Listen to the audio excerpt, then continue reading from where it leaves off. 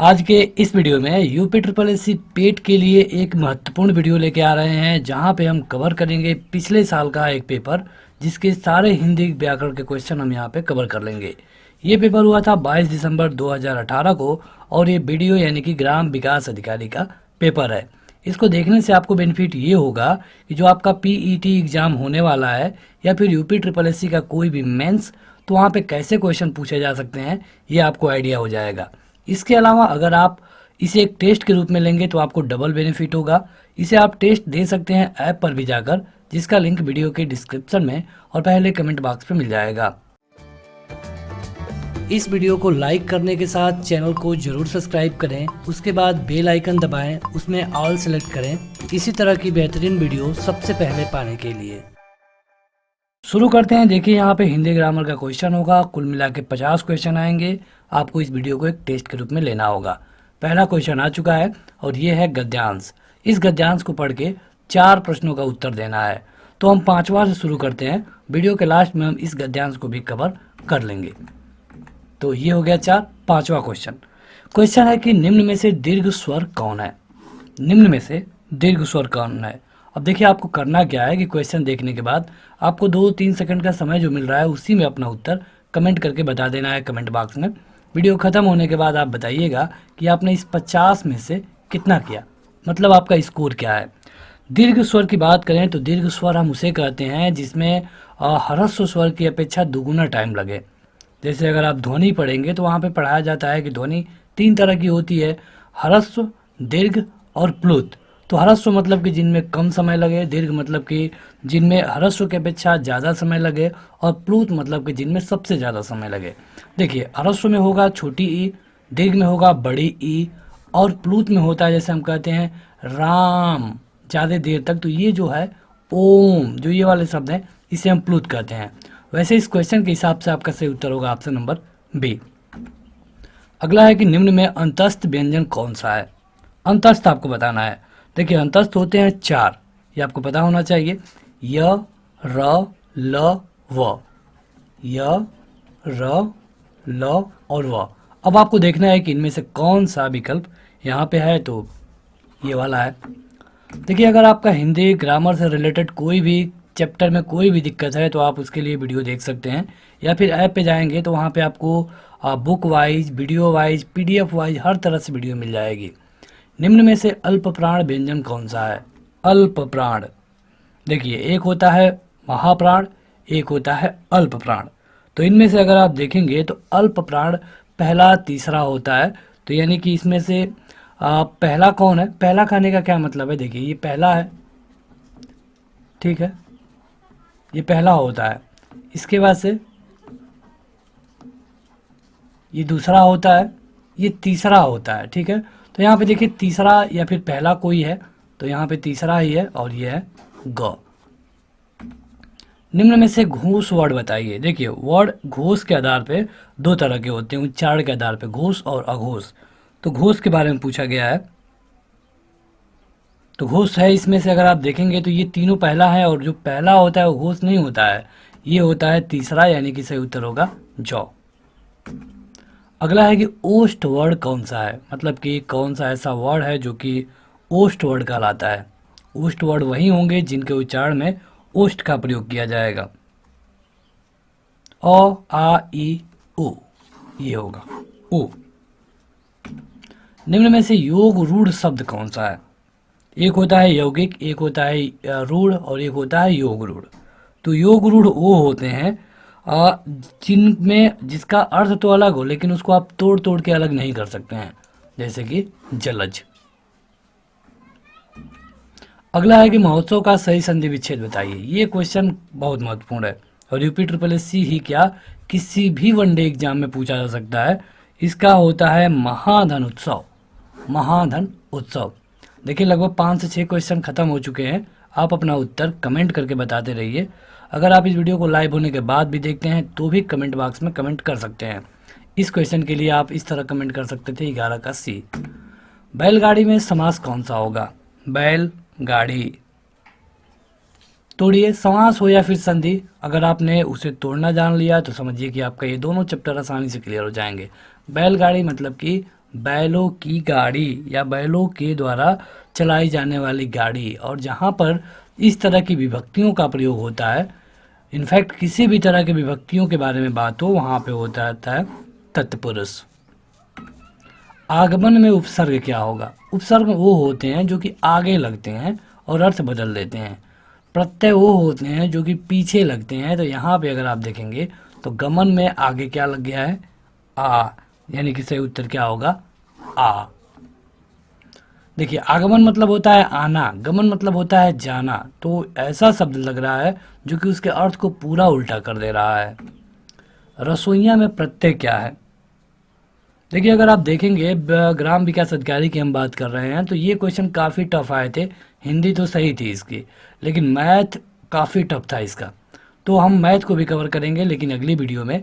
Video ज़्यादा बड़ी ना हो, आपको 15 से 20 मिनट ही टाइम देना पड़े, इसलिए हम इस तरह की छोटी छोटी वीडियो कवर करते हैं। रसोइया में प्रत्यय, प्रत्यय मतलब ओ जो कि पीछे लगे, और यहाँ पे सही उत्तर होगा या। निम्न में से कौन सा शब्द तत्सम है? तत्सम, तत्सम वो शब्द होते हैं जो कि संस्कृत से लिए गए होते हैं और उनको हम थोड़ा बहुत परिवर्तन करके यूज करते हैं। तद्भव वो शब्द होते हैं जो कि संस्कृत से निकले हुए हैं, मतलब कि उसका अर्थ होते हैं। तो यहाँ पे तत्सम के बारे में कहा गया है और तत्सम होगा क्षेत्र। निम्न में से कौन सा शब्द तद्भव है? तद्भव पूछा गया है, अच्छा क्वेश्चन है।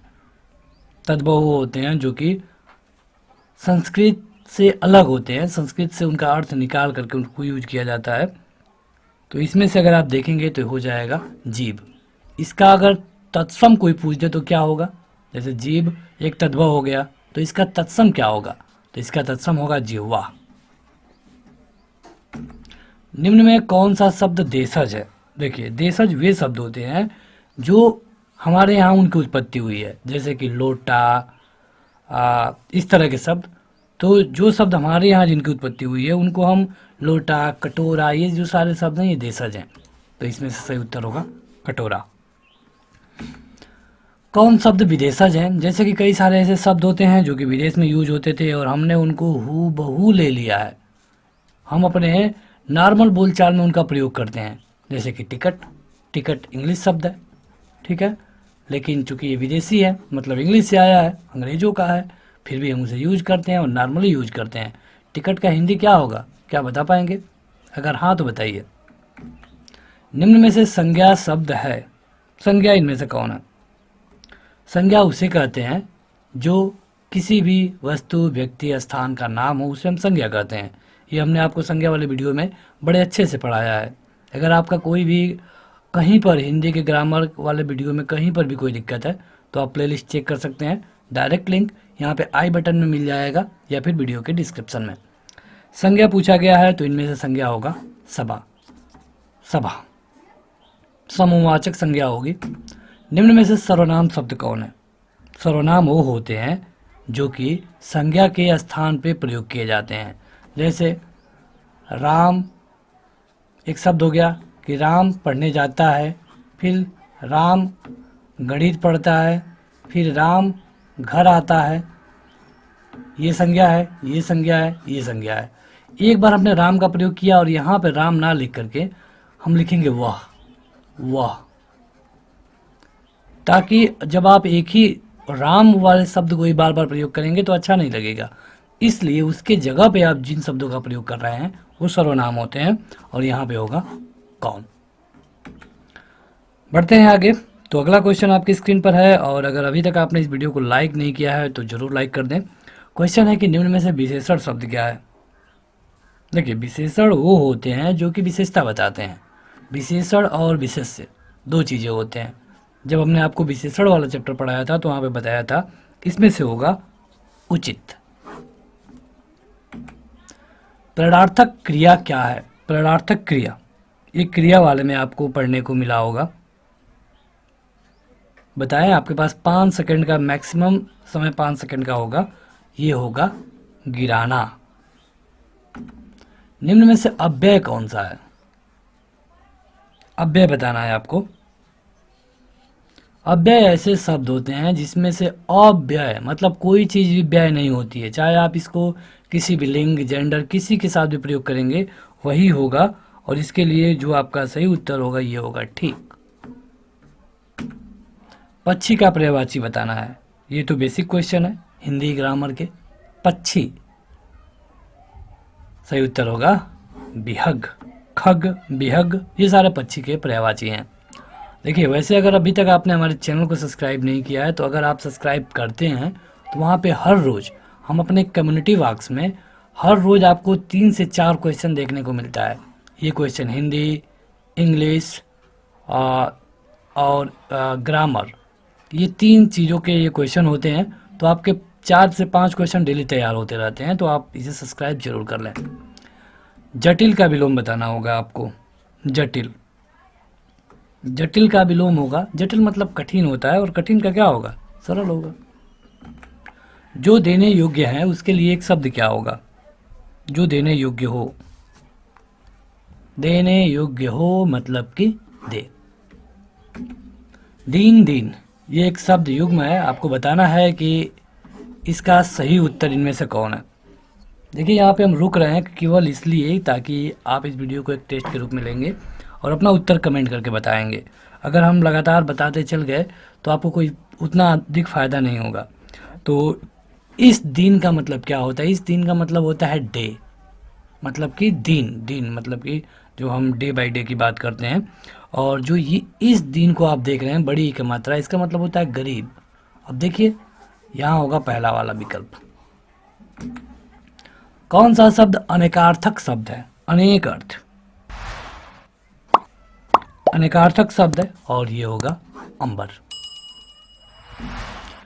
निम्न में से वर्तनी की दृष्टि से शुद्ध शब्द कौन है, शुद्ध कौन लिखा गया है। देखिए शुद्ध की बात करें तो ये पूज्य शुद्ध नहीं है, क्यों नहीं है, तो क्योंकि इसमें बड़ा ई का मात्रा, बड़ा ऊ का मात्रा होना चाहिए, ये प्राण होना चाहिए, ये शुद्ध है परीक्षा। अब इसमें आपको बताना है कि कौन अशुद्ध है, कौन गलत है। 3 सही होगा लेकिन 1 गलत होगा, यह है प्रमाणिक। अब इस क्वेश्चन को अगर आप ध्यान से देखेंगे तो यहाँ पे आपको जो सारे शब्द दिख रहे हैं सारे सही लग रहे हैं। यहाँ पे इस पे ऑब्जेक्शन भी हुआ और आयोग ने कहा कि ये जो क्वेश्चन है ये पूरा गलत है क्योंकि सारे शुद्ध लग रहे थे। निम्न में से अधिकरण कारक का परसर्ग कौन सा होगा, अधिकरण कारक का, कर्ता ने कर्म को करण से संप्रदान के लिए आपादान से अलग संबंध का के की अधिकरण में पै पर। देखिए में हो, पै हो या फिर पर हो, तो यहाँ पे है पर। निम्न में से पुल्लिंग शब्द कौन सा है, पुल्लिंग बताना है आपको, बताइए अपना ऑप्शन बताइए। आपका ए है, बी है, सी है। क्षमा पुल्लिंग नहीं है, घटना भी पुल्लिंग नहीं है, लेकिन क्षेत्र पुल्लिंग है। आपका सही उत्तर हो जाएगा ऑप्शन नंबर सी। देखिए पुल्लिंग और स्त्रीलिंग काफ़ी कंफ्यूजिंग चैप्टर है, जो आपको जितना आसान दिखता है उतना है नहीं। निम्न में से स्त्रीलिंग बताना है आपको। स्त्रीलिंग, दुख स्त्रीलिंग नहीं है, यह है गरिमा, गरिमा सही उत्तर होगा। किसका प्रयोग सदैव बहुवचन में होता है, मतलब इसका एक वचन होता ही नहीं है, तो ये है दर्शन। अच्छा क्वेश्चन है, अपवाद वाले क्वेश्चन है ये। निम्न में से भूतकाल का उदाहरण कौन है, भूतकाल, भूतकाल का उदाहरण, मैं जाता हूँ, बिल्कुल गलत। राम घूर गया था, इसको हटा दीजिए, ये थोड़ी टाइपिंग मिस्टेक है। राम घर गया था, यही उत्तर सही होगा, यही ऑप्शन सही होगा। निम्न में से भाववाच्य कौन है, किसमें भाववाच्य है, जैसे हमसे चला नहीं जाता, उससे किया नहीं जाता, उससे पढ़ा नहीं जाता, ये जो सारे शब्द हैं ये भाववाच्य होते हैं। अब इसमें देखिए कौन सा सही है, तो इसमें होगा सी, मोहन से बैठा नहीं जाता। निम्न में से कौन सा वाक्य मिश्र वाक्य है, मिश्र वाक्य, तो मिश्र वाक्य मतलब कि 2 वाक्य होंगे, तो मिश्र मतलब कि जब सवेरा हुआ तब हम लोग बाहर गए, यही इसके लिए सही उत्तर होगा। अगला क्वेश्चन कि मैंने विद्यालय जाना है, इस वाक्य में अशुद्ध अंश क्या है? चलिए हम बांट देते हैं, ये 3 जगह हमने बांट दिया, चलिए 4 जगह। बताइए कहाँ गलत है, पढ़िए आराम से और बताइए। ये वीडियो 4K क्वालिटी में अपलोड है, तो आपको अगर क्वालिटी से कोई शिकायत है तो आप अपना इंटरनेट कनेक्शन सही करिए, या फिर यहाँ पे जो 3 डॉट का बटन दिखता है वहाँ प्रेस करके क्वालिटी में हाई क्वालिटी सेलेक्ट कर सकते हैं। देखिए मैंने विद्यालय जाना है, मैंने क्या होता है, मैंने तो कोई शब्द नहीं है, ठीक है, मुझे विद्यालय जाना है, यानी कि ये गलत है। प्रश्न चिन्ह इनमें से कौन सा है? काफ़ी आसान क्वेश्चन है, ये तो कोई भी बता सकता है। ऑप्शन नंबर बी सही होगा। आसमान फट जाना, ये मुहावरा है, तो इसका अर्थ बताइए। आसमान फट जाना, आसमान फट जाना मतलब कि आफत आ जाना, ठीक है। आगे बढ़ते हैं, तो अगला क्वेश्चन है कि स्वावलंबी होने के लिए सही मुहावरा इनमें से कौन सा है? अगर स्वावलंबी होने की बात की जाए तो इनमें से सही मुहावरा कौन है? पौबारा होना, पानी फेर देना, पैरों पे खड़ा होना, या फिर फेंक फेंक कर पैर रखना? बताएं। देखिए काफ़ी आसान क्वेश्चन है ये, और इसके लिए सही उत्तर होगा आपका पैरों पे खड़ा होना। अगला क्वेश्चन है कि बोए पेड़ बबूल के आम कहाँ से होए, यह लोकोक्ति का इसका सही मतलब क्या होगा? बोए पेड़ बबूल के, तो इसके लिए सही उत्तर होगा जैसा करोगे वैसा फल मिलेगा। अगर आपने बबूल बोया है तो बबूल ही मिलेगा, आम कहाँ से मिलेगा? लाभ ही लाभ, इसका सही लोकोक्ति बताइए। देखिए हमने उस शुरू वाले पैराग्राफ को छोड़ा था, तो अभी उसको हम कवर कर लेंगे। तो लाभ ही लाभ का मतलब होता है कि 5 अंगुलियां घी में होना। कहा जाता है कि भाई तुम्हारी तो 5 अंगुलियां घी में है, तो ये लाभ ही लाभ। मूल पाठ का व्याख्या के साथ अनुवाद क्या कहलाता है?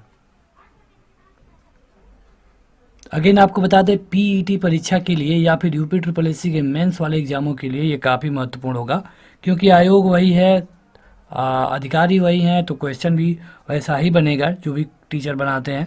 इसको हम कहते हैं व्याख्या अनुवाद। ब्रज हिंदी का किस उपभाषा के अंतर्गत है? मतलब ब्रज हिंदी की उपभाषा में आता है, जैसे कि पहाड़ी, पूर्वी, पश्चिमी, तो इनमें से किस में आता है ये आपसे पूछा गया है। देखिए ब्रज वैसे आप देखेंगे तो पूरा में तो है नहीं, ये पश्चिम में ही है, तो पश्चिमी ही होगा। Option number C. अमेंडमेंट, आप अमेंडमेंट का नाम सुनते हैं, इसका सही हिंदी अनुवाद क्या होगा? इस कानून में अमेंडमेंट किया गया है, यानी कि संशोधन किया गया है।